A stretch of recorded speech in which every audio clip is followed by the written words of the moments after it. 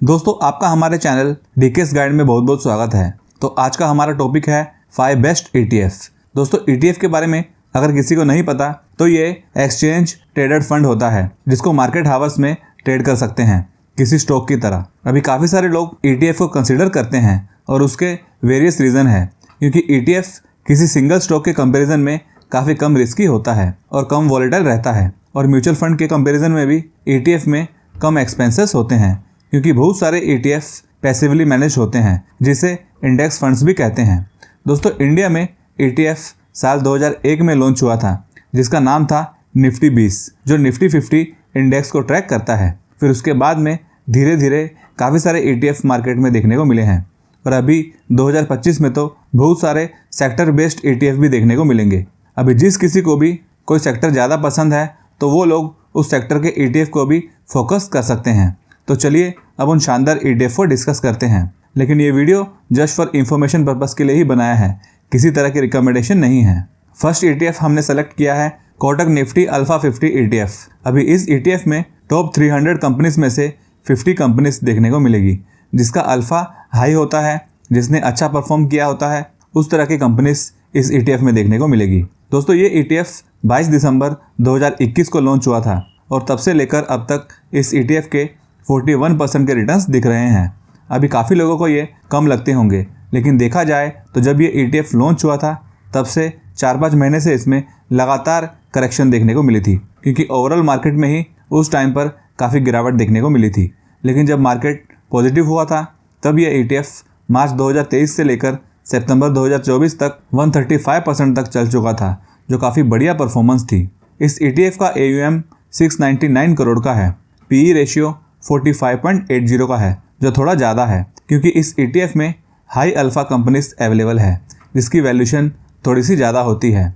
Price to book ratio इसका 6.41 का है, और एक्सपेंस रेशियो इस ETF का 0.30% का है, जो कम है। दोस्तों, ये एक मल्टी कैप ETF है जिसमें मिड कैप कंपनीज में सबसे ज़्यादा एक्सपोजर है, जो 49.79% एलोकेशन है, लार्ज कैप में 26.7% और स्मॉल कैप में 23.39%।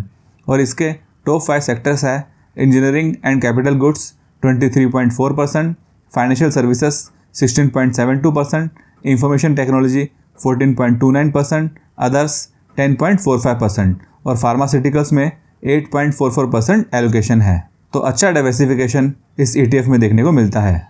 सेकंड ETF की बात करें तो ये है HDFC Nifty small cap 250 ETF। ये भी एक अच्छा ETF है जिसमें स्मॉल कैप की टॉप 250 कंपनीज अवेलेबल है। ये ETF Feb 2023 में लॉन्च हुआ था, लगभग 2.5 साल के पास हुआ है मार्केट में आए, और 2.5 सालों में इस ETF ने 82% प्रोवाइड किए हैं। अभी दोस्तों, इस ETF में मैक्सिमम छोटी कंपनीज हैं, तो इसकी परफॉर्मेंस मिड कैप और लार्ज कैप से थोड़ी बेटर हो सकती है। उसके साथ में मार्केट के ख़राब टाइम पर ऐसे ETF थोड़ा ज़्यादा वॉलेटाइल भी होते हैं, तो इस चीज़ को हमें समझना चाहिए।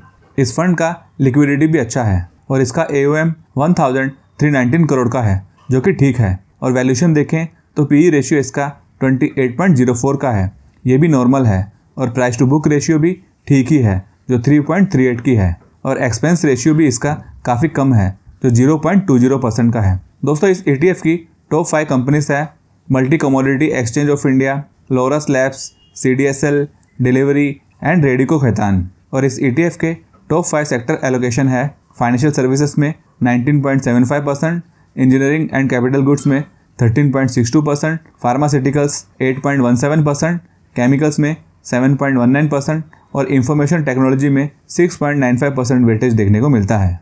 नेक्स्ट ETF है मोतीलाल ओसवाल नेस्डैक 100 ETF।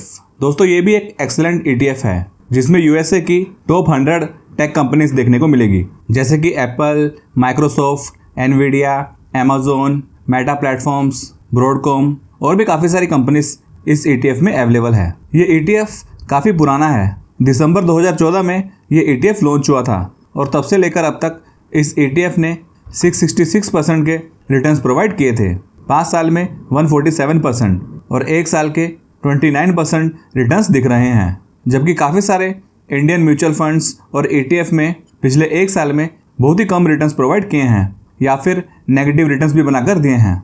इसी कारण पोर्टफोलियो को डाइवर्सिफाई करना काफ़ी फायदेमंद होता है। इस ETF का AUM 10,017 करोड़ का है, जो काफ़ी अच्छा है, जिससे मालूम होता है कि ऑलरेडी इस ETF में काफ़ी लोगों ने इन्वेस्ट किया हुआ है। उसके अलावा इस ETF का PE रेशियो 31.51 का है और PB रेशियो 7.87 का है, जो एकदम ज़्यादा भी नहीं है और ना ही एकदम कम है। और एक्सपेंस रेशियो इसका 0.5% का है। इस ETF के फंड मैनेजर है मिस्टर सुनील सावंत, जिन्हें ईयर्स ऑफ एक्सपीरियंस है इस इंडस्ट्री में। फोर्थ ETF है Nippon India ETF Nifty mid cap 150।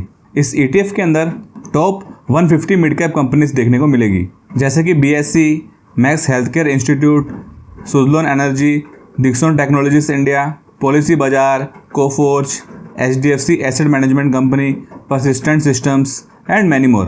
दोस्तों, ये ETF Feb 2019 को लॉन्च हुआ था और तब से ये ETF 265% के रिटर्न्स दे चुका है और पिछले 5 सालों में 247%।